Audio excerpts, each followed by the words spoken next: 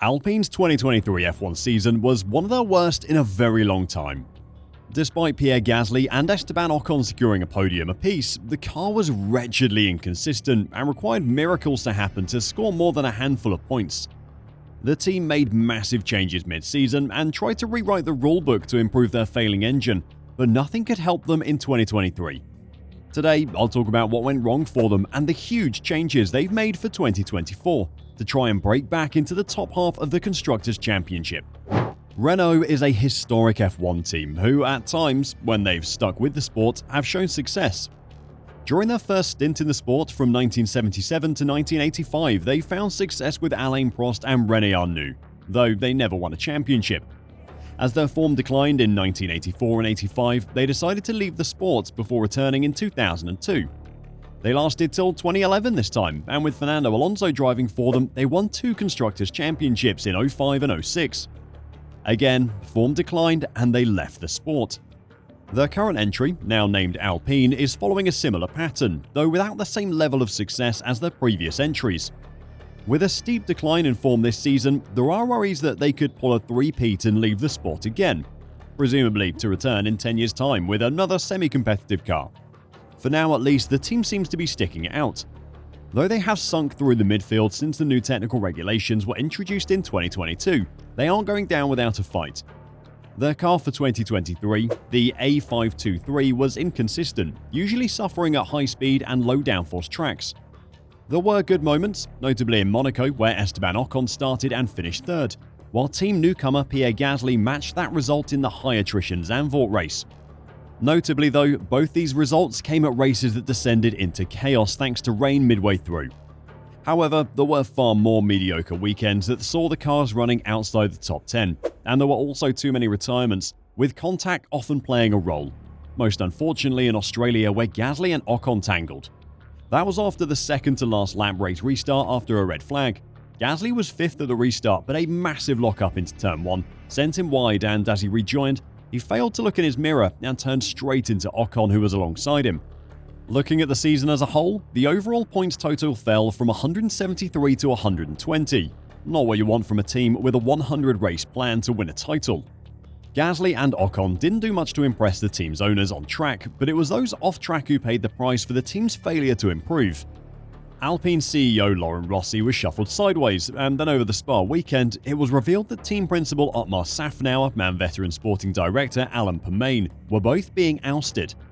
Coincidentally, at the same time, Chief Technical Officer Pat Fry jumped ship to join Williams.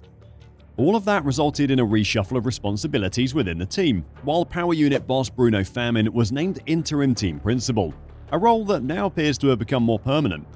Considering the performance of Alpine's power unit has been a huge problem for the team, his appointment was a surprise to many, but with no history as a power unit specialist, perhaps his skills are better suited to team management than power unit design. Since the mass sacking and reshuffling of the team in late July, things have settled down, and perhaps the madness that occurred in Belgium was just the ripping off of a band-aid after a number of bad performances over the first half of the season. Renault CEO Luca De Meo visited Enstone and insisted in a speech to staff that he was fully committed to the Alpine project. To back that up, much-needed factory upgrades started both there and at Viry, where the Renault power units are developed. Though results didn't improve over the course of the season, things appeared to be settling towards the end of the year, as opposed to continuing to decline. The truth is that we're not where we wanted to be for sure, says Bruno Famin, the team's long-term interim team principal. That's very clear, but I think with the changes we made mid-season, we untapped some potential in the people. I think people are much freer to propose things, to improve. I think that's especially true on the track side, where immediately I saw a change in the mindset. We promoted, for example, team manager Rob Cherry and chief mechanic Jason Milligan. They are doing a very good job in proposing improvements, in making sure that their guys also propose things. I think all this potential was a bit capped until the end of July, and I'm very happy with that.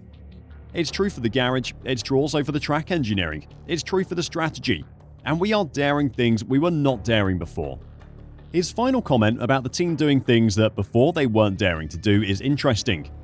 In his opinion, the team under previous team manager Otmar Safnauer were too conservative, perhaps being held back by the old boss.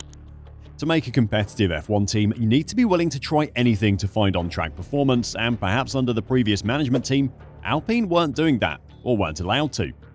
Before I talk about how Alpine are planning on developing their car over the winter, I want to let you know that over the Christmas holidays, we will be releasing a 3-hour video on the complete history of Formula 1. We'll highlight some of the best seasons, the craziest technical developments, and the stories of the most famous racing drivers in the world. We're super excited to share it with you all, so make sure to subscribe so you don't miss it when it drops. Something that was constantly used as an excuse by the team was problems with their power unit. In July, it was first reported that the topic of engine equalization had been put before the F1 Commission after an FIA analysis of the performance levels of the currently frozen specification of power units indicated that Alpine's Renault engine is approximately 15 to 25 kilowatts or 20 to 33 horsepower, down on its closely matched rivals at Ferrari, Mercedes, and Honda. The FIA called this a notable performance gap in a statement released after the F1 Commission met at the Belgian Grand Prix.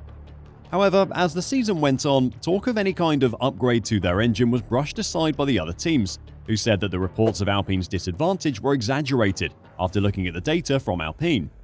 Alpine is now understood to have decided that since it became clear the team did not have the full support from its rivals, it was better to direct any resources it would have been spending on improving the output of its current engine, and instead on work to the new engine rules.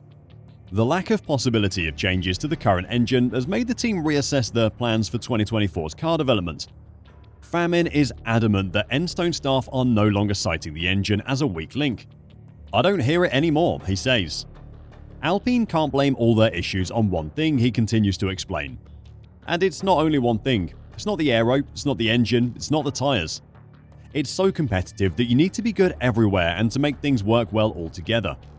Everybody knows that, and everybody is focused on that. And the people who are not happy with that, they're going out. That doesn't mean they aren't going to look for ways to improve the engine. Even though they can't make physical developments to the engine, they can make software changes.